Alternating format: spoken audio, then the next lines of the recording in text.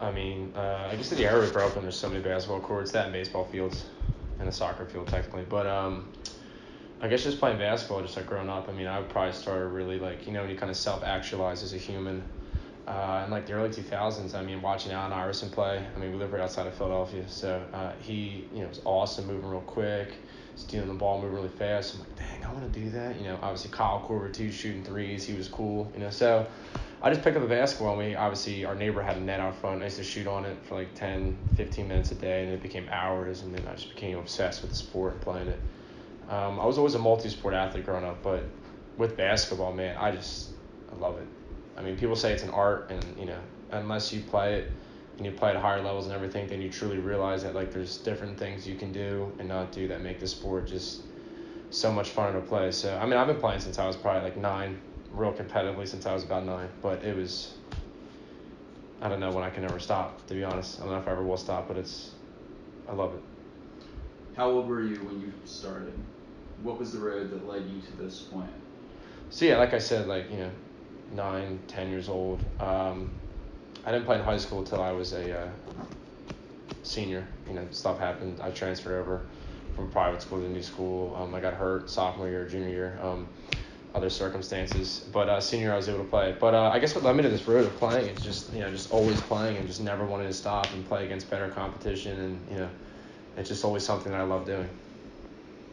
What is the hardest part about this process? I guess the hardest part is like some days like you're putting in hours and hours and hours of work, and everything. You're doing your research on and off the court, and just waiting. The waiting game is the worst, because like when you have to wait for something that you really want to do, there's nothing worse. And there's always a saying, make sure you're always ready so you never have to be ready. And there's some days where you feel like, am I ever going to get that call? I'd rather, in my eyes, I'd rather always be ready, again, so the day that it does happen. But I've sent out thousands of emails, only getting like less than 10 answers. People do answer though, which is cool. Talk about needing more of this, less of that, more of this. But I guess just the hardest part is just waiting. And then when you're waiting, like people, you try to explain to people the process, what you're going through, what you want to do. Just you don't really always have an answer for them. Like, it's getting there. And so it's just time is never on your side, especially in that essence. I mean, there's only so many hours in a day. But I would say the waiting, negativity from other people too, that'll take its toll on you. But yeah. Have you contacted or been in contact with any teams? As of recent, there's a couple things working. I don't want to say anything too much, jinx it or whatnot, but a couple teams, here and there. Always the same thing though. When I do talk to agents and teams, is they just need a little more film or anything. So I'm always trying to attend. I've been on like the camp circuit, camp combine circuit. You go to them, do well. I do a lot of networking myself personally. I try to talk to as many basketball players as possible and try to see where I can get with that. But as of recent, just a couple here and there. Nothing too crazy though. Biggest inspiration for basketball? I guess, in approaching the sport of basketball, I would say, my parents, their work ethic and everything, they've worked several jobs growing up. They've always had 2 or 3 jobs, both my mom and dad. Just instilled a work ethic into me on that side of things. But in terms of playing, I loved Dwayne Wade growing up. I thought he was cool. He kind of was like around the same height, realistically speaking. He's a great guy watching him play, so I figured if I could be like Dwayne Wade, obviously I got my little Heat hat on. He was always a big inspiration for me. I just liked how every time he made a good play, he'd hype the crowd up and everything, like big inspiration to people. So, it just was always something cool, watching him play. I wanted to be just like him, and other players too. So, yeah. Do you have a support group, and who helps you get through the bad times? Yeah, oh my God, there's times, man, you'll drive yourself crazy just doing it, but the support group's good. I mean, I have my girlfriend, she helps me out. I have my other close friends. The worst is sometimes where you have to face like the harsh criticisms. You can't get too big-headed, because then that's when you stop growing. So the support group kind of keeps you level-headed. There's people who pretend that they're there for you, and then like situations get tough or not, they're not, and that's how you kind of find out. I would say most people at any point in their life, they realize their support group shrinks and gets bigger here or there, depending on who's there for and who isn't. But a lot of people do wish me the best and wish me a lot of luck, which is cool. And there's also on the other side of things, there's people who criticize me greatly, and it's okay. I mean, I think the worst part is that the people who say it can't happen and can't do it are usually the people that don't see themselves doing it, and you just gotta funnel it out, and it just makes the process so much easier. I like to walk the lake. It's a good way to keep your mind straight. Obviously, it's a lot of stress, doing what I'm trying to do what I always trying to do in life. I always think y'all about Lake's a pretty good place to walk around, trees and everything. A lot of geese. So, I mean, obviously the geese are a problem, but it is what it is. I like to be awake earlier than most people. If someone says to be there at 7, I like to be there at 5:30. That's just the way it is. When you want to work towards something, you got to fight for it. So sometimes we run the hill here. It's a good workout that way. But it is what it is. Some days are more challenging than others because you're tired. You don't want to wake up. There's not enough coffee in the world, but like I said, it is what it is. So usually walk the lake for 20, 30 minutes. Not every day, just most of the time. Sometimes, when it's getting warmer out, I can go swimming at a pool or, run on a field. But this whole quarantine crap is killing everything. But you just got to do what you got to do.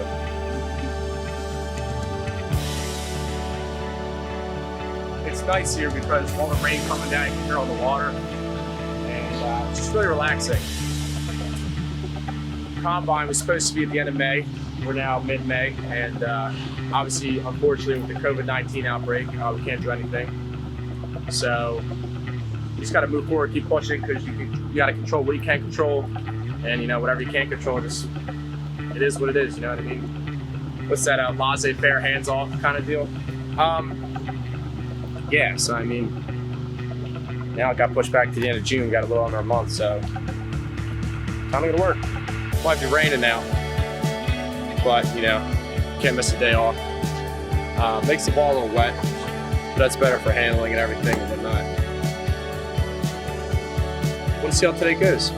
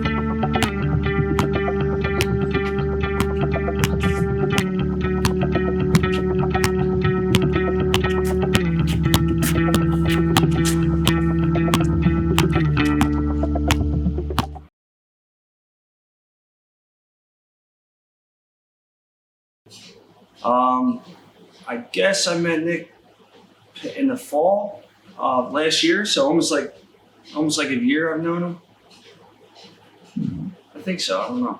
I don't remember.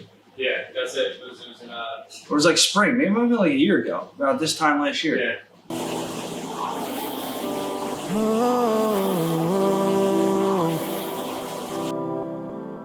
Yeah.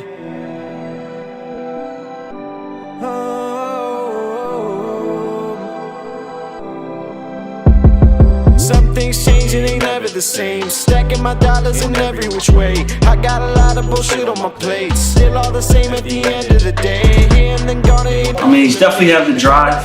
It's all about opportunity, and it's all about the right opportunity. There's players around the world that aren't playing right now because they were never given the right opportunity. So Nick can find that right spot and niche where he has to be at.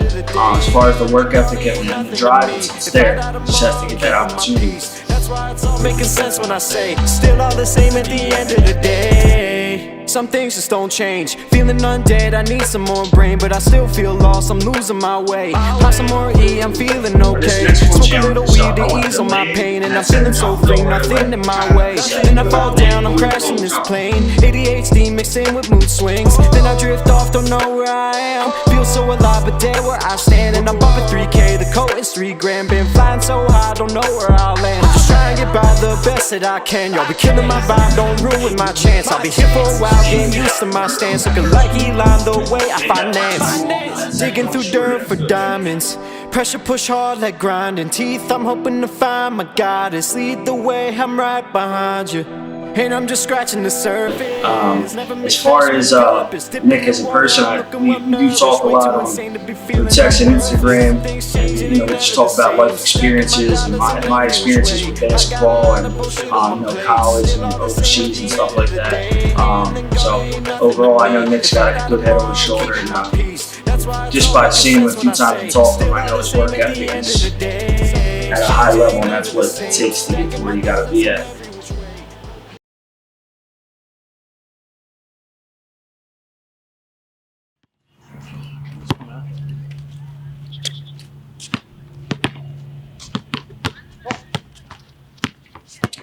Alright, so the cool thing about the European ball is it's different, the FIBA regulation. So this is 29. Okay. I don't know how it works, it's 29 maybe PSI, whatever it is. But a men's ball in the United States is a 29.5 and a women's ball is a 28.5. So this is like it's right in the middle. So all good stuff, just trip around with it. I get used to it.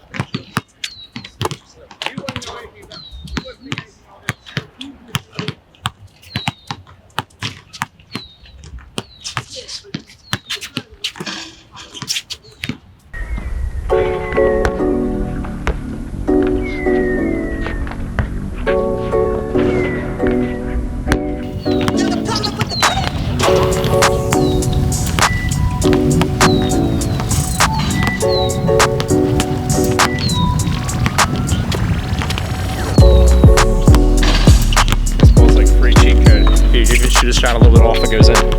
It's smaller, it helps.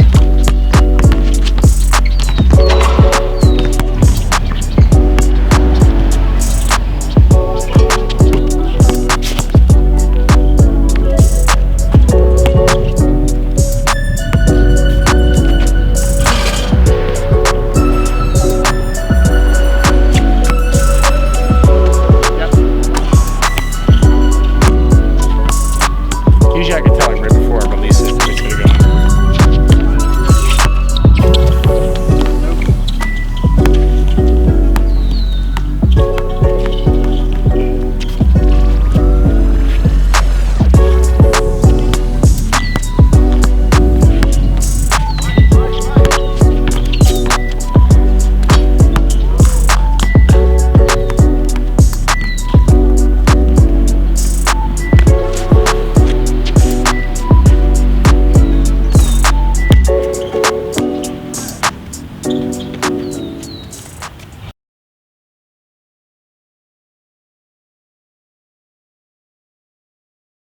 Record. It's my basketball wall. Got all my stuff on it. This is from an overseas combine. It's one of them. That's my 21st birthday. That's not one. This is the Delaware Blue Coats. This is G League. 45. Blue Coats. If you're seeing this, you said you'd call me back. So. This is my first ever team. This is St. Rose. This is old. This is real old. This jersey was like from 2000. Look, it's like stitched on. This is high school. This is Audubon Green Wave. This is a medal I won recently for a league that we did. There's a white jersey. Got my varsity letter. And this was my most recent combine. This was just for the Team Different. If you guys have seen this, at Team Different, there's a lot of good stuff for basketball. Mangine Campbell. But my number one most prized thing is this from Audubon. It's a Pride and Excellence Award. There was another basketball I didn't win, but this one was cool. It was just for being a leader and stuff like that and having on the basketball team. So I always think it's cool. Yeah, there's a lot of cool stuff in here. Yeah, pretty much this is where we do all the fun playing, the non-stressful stuff. You know what I mean? The so we can just have fun playing basketball. That's what it's all about at the end of the day. I just camera. Yeah, it's the ending part. My pool's open. Is it really? You get your haircut? Protecting numbers like a point guard. Fingers aiming at me, point to God. Up in the clouds, lost in my thoughts. I love you all, even though they tried to let me starve. Now my plate is looking extra large. I can't be around those who do it for a charge. That's the bigger loss. I want gold plaques on my wall more than the ones I floss. I remember playing songs for you. I would've really risked it all for you. That's why I keep building bridges to get across to you. The things that you break make you who you are. No competition out here, I send my regards. When I'm on top, I hope the world thanks you. Hey. Please don't stop me, so they blame you. When I'm on top, I hope the world thanks you. Please don't stop me, no they blame you. Yeah. Even if they blame, don't let it hurt your name. They can throw the shade, but cannot take the fade. Ain't it crazy when people start acting lazy and you ask them about it, their mindset becomes hazy. It amazes me, but it is not amazing. Heart so cold, but the flow remains blazing. Bipolar temperatures are really what I'm phrasing, and you're praising on my downfall. That's really what you're raising. Over, I gotta change the sofa. Maybe she'll come over, and we can get closer. Yeah. The things that you break make you who you are. No competition out here, I send my regards. Now when I'm on top, I hope the world thanks you. Hey. Please don't stop me, no they blame you. Bob McInerney. So how'd the camera, Bob? How's it going? This is the guy you want. Right here. All right, let's go. Let's finish this up. When I'm on top, I hope the world thanks you. Please don't stop me, no they blame you.